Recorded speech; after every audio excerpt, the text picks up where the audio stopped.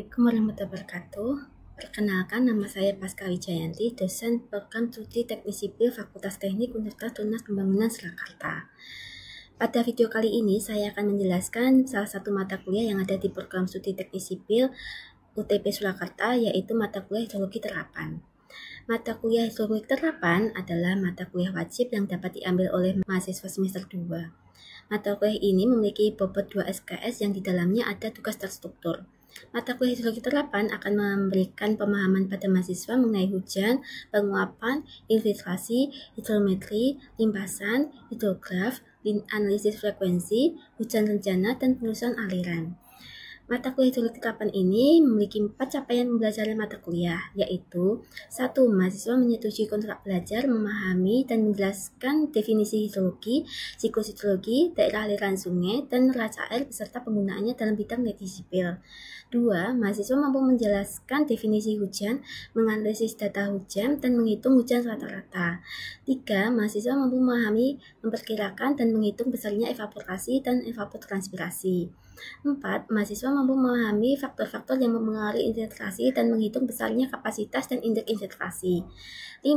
Mahasiswa mampu memahami teori pengukuran debit dan kecepatan sampai ke perhitungannya. 6. Mahasiswa mampu memahami komponen-komponen limpasan, jenis sungai, konsentrasi aliran, dan menghitung debit menggunakan metode rasional, hidrograf satuan, dan hidrograf satuan sintetis. 7. Mahasiswa mampu memahami dan mengaplikasikan prinsip statistik pada seri data hidrologi serta menghitung periode ulang, tingkat resiko, dan distribusi probabilitas kontinu. 8. Mahasiswa mampu memahami intensitas hujan, durasi frekuensi atau IDF, dan menghitung kurva IDF dengan metode mononobe, hidrograf hujan rencana, dan penurunan distribusi hujan. 9. Mahasiswa mampu memahami dan menghitung menggunakan persamaan penelusuran aliran, waduk, kolam datar, dan sungai. Sesuai dengan capaian pembelajaran mata kuliah tersebut, maka akan ada 10 bahan kajian antara lain: 1. Pengenalan hidrologi, 2. Definisi hujan, menganalisis data hujan dan menghitung hujan rata-rata, 3. Analisis evaporasi dan evapotranspirasi, 4. Analisis kapasitas dan indeks infiltrasi, 5. Hidrometri, yaitu teori pengukuran debit dan kecepatan, 6. Analisis limpasan, 7. Analisis hidrograf, 8. Analisis frekuensi dan prinsip statistik, 9. Analisis hujan rencana, 10. Analisis penelusuran aliran. Berdasarkan bahan kajian tersebut, maka sistem pembelajaran yang akan saya gunakan selain ceramah dan tutorial, nantinya akan ada video pembelajaran dari pihak lain, seperti dari PUPR bidang sumber daya air, Balai Besar Wilayah Sungai Bengawan Solo, Balai Besar Wilayah Sungai Serayu Opak, Badan Meteorologi, Klimatologi, dan Geofisika, ataupun sumber lainnya. Proses kuliah juga akan diselenggarakan secara kolaboratif yang berbasis studi kasus. Keseluruhan materi pembelajaran juga akan dibagikan ke mahasiswa melalui Learning Management System atau e-learning yang difasilitasi oleh Universitas Tunas Pembangunan Surakarta. Mahasiswa juga dapat menghubungi saya melalui email ataupun chat WhatsApp jika ada yang ingin ditanyakan dalam pembelajaran hidrologi terapan. Metode pembelajaran yang akan dipakai adalah metode active learning. Artinya, selain dosen menyampaikan materi lewat ceramah, mahasiswa juga ikut aktif dalam perkuliahan. Keaktifan tersebut dapat berupa diskusi kelas antara mahasiswa dengan dosen ataupun interaksi antar mahasiswa yang berkaitan dengan materi yang sedang dibahas. Diskusi dan interaksi yang berlangsung diharapkan dapat memudahkan mahasiswa dalam memahami perkuliahan sekaligus memecahkan masalah dengan melihat berbagai sudut pandang. Sistem penugasan dan penilaian yang diterapkan dalam mata kuliah ini adalah 15% tugas harian maupun tugas kelompok, 15% kuis, 35% UTS, dan 35% UAS. Dengan minimal kehadiran yang harus dipenuhi oleh mahasiswa adalah 75% kehadiran. Berikut ini adalah salah satu contoh perkuliahan hidrologi terapan pada pertemuan kedua yang menjelaskan mengenai presipitasi atau hujan. Bismillahirrahmanirrahim. Assalamualaikum warahmatullahi wabarakatuh. Selamat pagi semuanya. Pagi. Apa kabar kalian hari ini? Baik. Sebelum kita mulai pembelajaran hari ini, baiknya kita berdoa dulu supaya ilmu yang kita dapatkan bisa bermanfaat untuk kita semua. Doa seperti ini.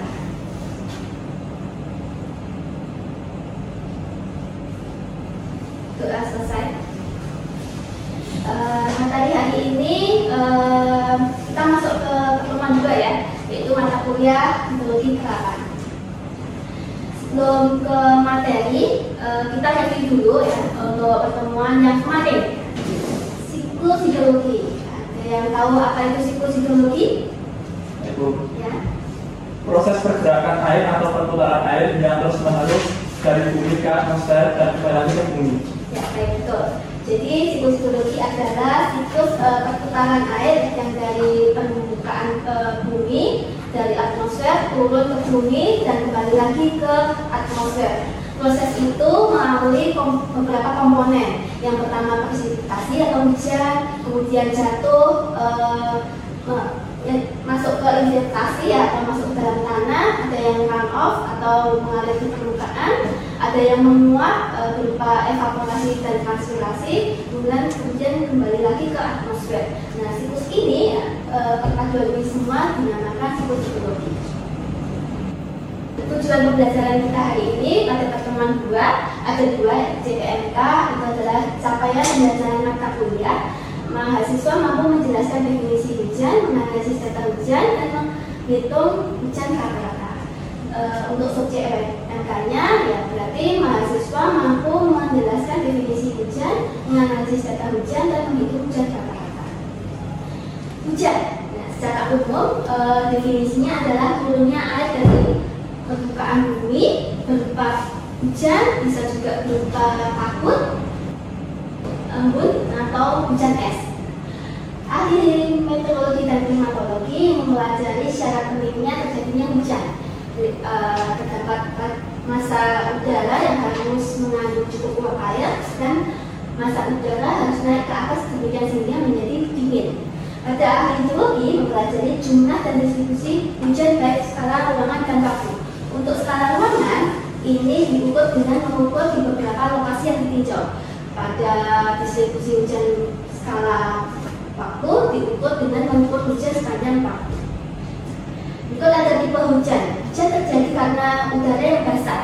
Udara yang basah naik ke atmosfer mengalami pendinginan sehingga terjadi proses kondensasi. Nah, naiknya udara ini terjadi 3 cara atau 3 tipe. Tipe cara konvektif, cara sinkronis, dan cara orografis. Secara umum pada cara konvektif ini pemanasannya intensif di permukaan tanah dan akibatnya dari musim kemarau.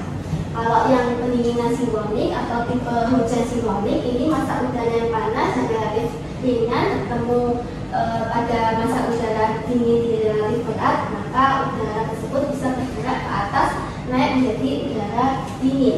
Yang terakhir pendinginan orografis ini terjadi di pegunungan atau di daerah yang tinggi. Selanjutnya parameter hujan. Parameter ini terjadi ada 3, jumlah hujan, intensitas hujan, dan durasi hujan. Untuk jumlah hujan ini dinyatakan dalam satuannya milimeter, yaitu kedalaman air. Kalau yang intensitas hujan ini biasanya disebut dengan hujan jam-jaman, hujan harian, hujan mingguan, maupun hujan bulanan. Ini adalah jumlah curah hujan dalam satuan waktu. Satuannya milimeter per jam atau bisa milimeter per minggu, milimeter per bulan. Kalau pada di praktek biasanya satuannya ini dipakainya adalah milimeter per jam. Yang terakhir adalah durasi hujan. Durasi hujan adalah waktu yang dihitung dari saat mulai turun hujan sampai berhentinya hujan. Satuannya adalah jam. Kemudian keadaan hujan ini dibagi menjadi 5. Ada hujan sangat ringan, hujan normal, hujan lebat, dan hujan sangat lebat. Untuk intensitas ya dibagi menjadi 2, hujan 1 jam dan hujan 24 jam atau 1 hari. Masing-masing keadaan hujan memiliki intensitas hujan yang sudah dijelaskan pada slide ini ya. Selanjutnya ini ada video, kita saksikan bersama-sama.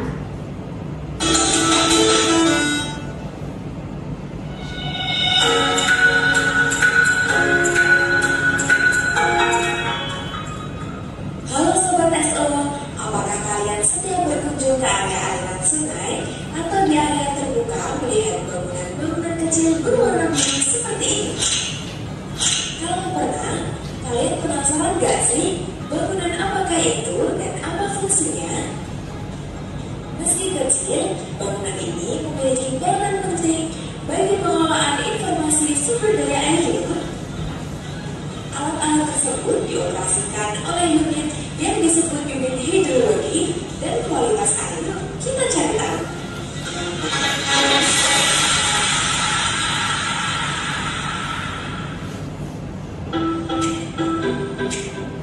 Jadi, bangunan-bangunan kecil tadi merupakan beberapa potret pos hidrologi. Pos hidrologi ada 3 jenis, yaitu pos curah hujan, pos duga air, dan pos klimatologi. Ketiga pos tersebut setiap hari dipantau dan dicatat datanya sesuai fungsi masing-masing.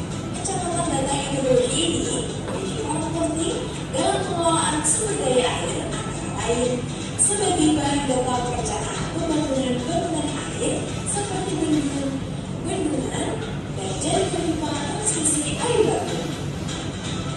Menentukan besaran ketersediaan air, menentukan besaran debit banjir, penanggulangan kekeringan, perhitungan neraca dan alokasi air, penentuan dana peratapan. Nah, sekarang kita kenal yuk dengan ketiga jenis pos hidrologi. Yang pertama ada pos curah hujan. Pos ini merupakan pos pengamatan yang difungsikan untuk pengamatan atau pencatatan parameter jumlah hujan selama 24 jam, dipantau dan dicatat setiap jam 7 pagi.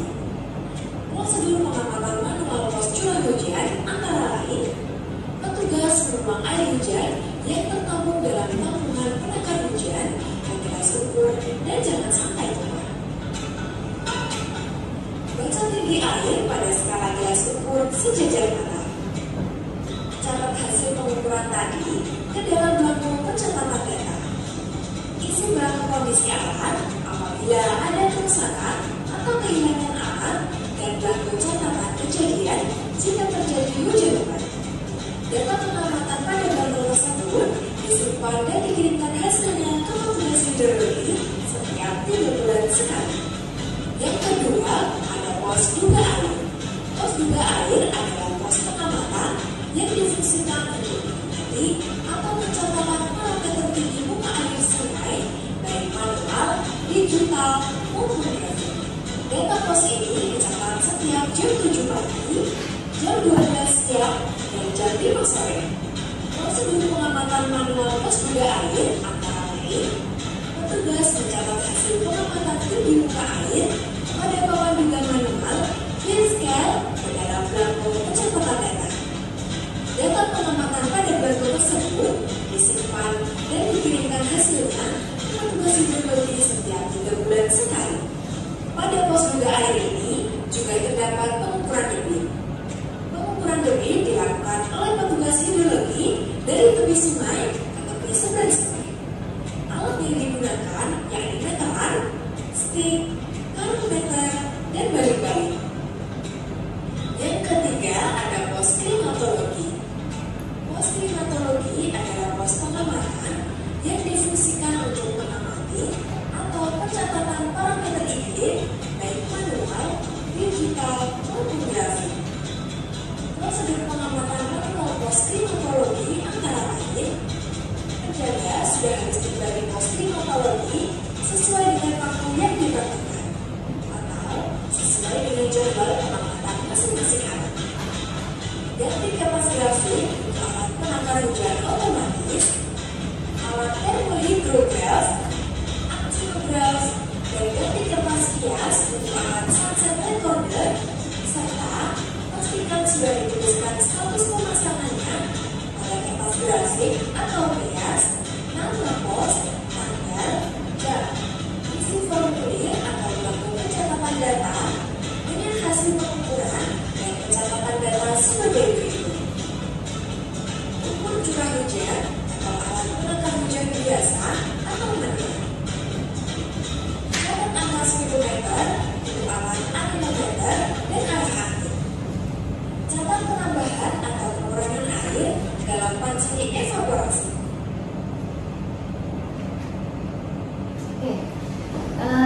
Untuk video tadi, sebelum saya masuk ke materi, ada yang mau ditanyakan?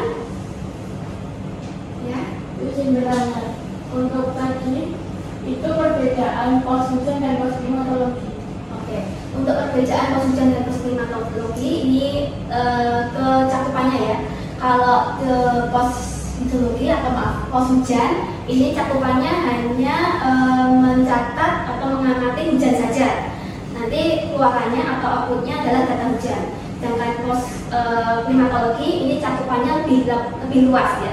Ada pengamatan hujan, pengamatan cuaca atau iklim, pengamatan cahaya matahari, dan pengamatan penguapan ya, serta pengamatan kecepatan angin.